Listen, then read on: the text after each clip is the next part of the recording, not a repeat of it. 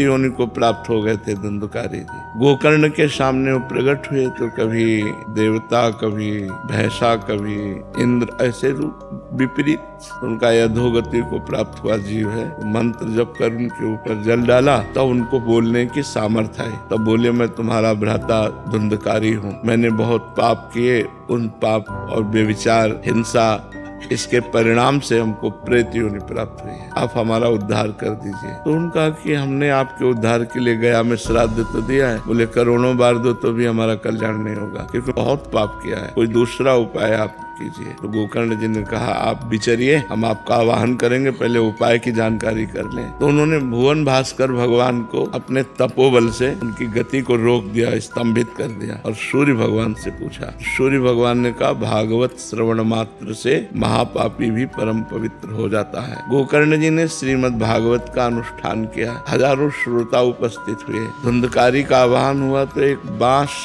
7 गांठ का, उसके ऊपरी छिद्र पे बैठकर वो प्रेत सुनने लगा। प्रथम दिन प्रथम खंडन गांठ का हुआ, इस तरह से 7 गांठें फटी और वो दिव्य भगवत स्वरूप होकर प्रकट हो गए। प्रेत योनि से मुक्त होकर भगवत स्वरूप, और विमान एक आया और धुंधकारी उसमें बैठ करके परम धाम को जब जाने लगे तो गोकर्ण जी ने रोक दिया। भगवान के पार्षदों से कहा, एक ही विमान क्यों, ये और भी श्रोता है, सबके लिए विमान क्यों नहीं लाए? तो उनका और श्रोताओं ने श्रवण किया, केवल मनन नहीं किया। ये भूख और प्यास सहता हुआ रात दिन कथा का श्रवण और मनन करता था। तो मनन के प्रभाव से विमान आया है, श्रवण के प्रभाव से नहीं, मनन के प्रभाव से विमान। अब अगली बार जब कथा कहिए तो सब श्रोता आपके श्रवण करें और मनन करें, तब फिर इनका उद्धार हो। तो अगली बार कथा कही और जब सबने मनन किया तो शास्त्रों विमान आए और सब भगवान के